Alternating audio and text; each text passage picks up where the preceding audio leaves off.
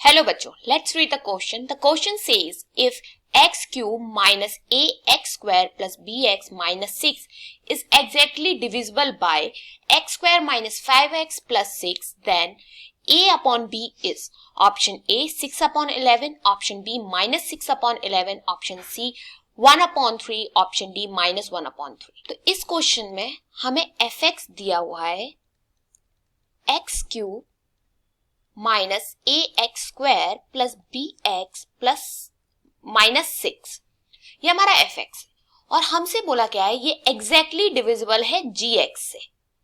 जी x हमें दिया हुआ है x square minus 5x plus 6, ये हमारा जी एक्स है.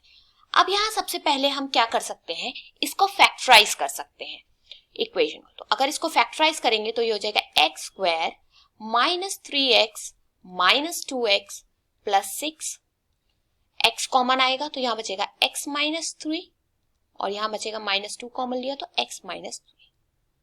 तो इक्वेशन इक्वल कैसे हो जाएगी, x माइनस 2 और x माइनस 3, ये दो इसके फैक्टर्स बन जाएंगे. और बोला है fx जो है gx के एग्जैक्टली डिविजिबल है. जब एग्जैक्टली डिविजिबल की बात की जाती है तो उसका मतलब क्या होता है, जो रिमाइंडर आएगा वो 0 आएगा. यहाँ reminder will be equal to 0. तो की कॉन्सेप्ट यहाँ पर क्या है हमारा, जो हम यूज करने वाले हैं वो है रिमाइंडर थ्योरम.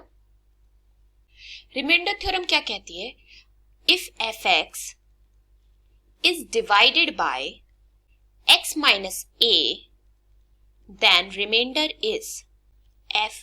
अब इसकी कॉन्सेप्ट का यूज करके हम क्वेश्चन को सॉल्व करते हैं फर्दर. जो हमारा एफ एक्स है वो डिविजिबल है gx से. अगर gx से डिविजिबल है तो gx के जो भी फैक्टर होंगे उनसे भी डिविजिबल होगा. तो fx इज डिविजिबल बाय, पहला फैक्टर हमारा यहाँ आया था x माइनस 2 से, तो हम x माइनस 2 को 0 को इक्वल पुट करते हैं, equal to 0, x will be equal to 2. तो जो f2 होगा उसकी वैल्यू इक्वल टू 0 होगी. सिमिलरली हम इसको क्या करेंगे, fx में पुट कर देते हैं 2 को x की जगह, तो ये हो जाएगा 2 cube minus a 2 square plus b multiply 2 minus 6 equals to 0. अब इस इक्वेशन को फर्दर सॉल्व करते हैं, ये हो जाएगा 8 minus 4a plus 2b minus 6 equals to 0. तो यहाँ पे हमारी इक्वेशन बन जाएगी minus 1 minus 2a plus b equals to 0. ये बन गई हमारी फर्स्ट इक्वेशन. अब सेकेंड वाला हमारा जो फैक्टर था gx का वो था fx is divisible by x minus 3. तो अब x माइनस 3 को इक्वल टू 0 पुट करते हैं, x माइनस 3 इक्वल टू 0, तो x की वैल्यू क्या हो गई 3.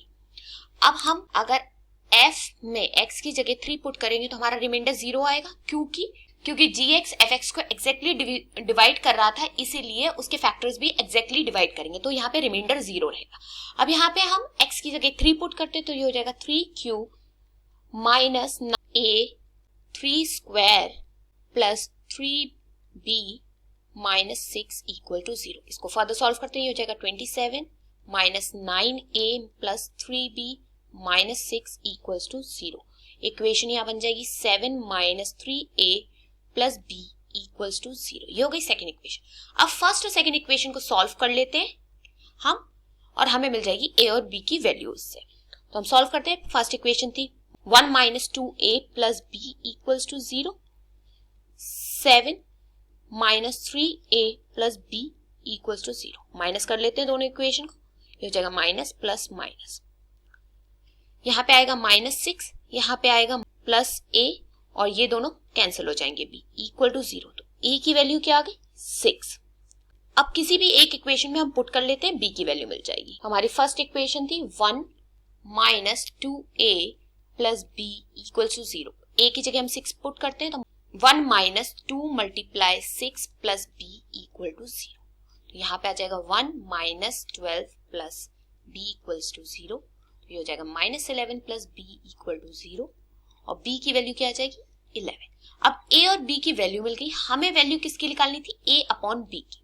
तो a की जगह हम 6 पुट करेंगे, b की जगह 11, तो a अपॉन b की वैल्यू हो गई 6 by 11. So the answer here will be 6 by 11. That is the option number A. Hope you understood well. All the best. Thank you.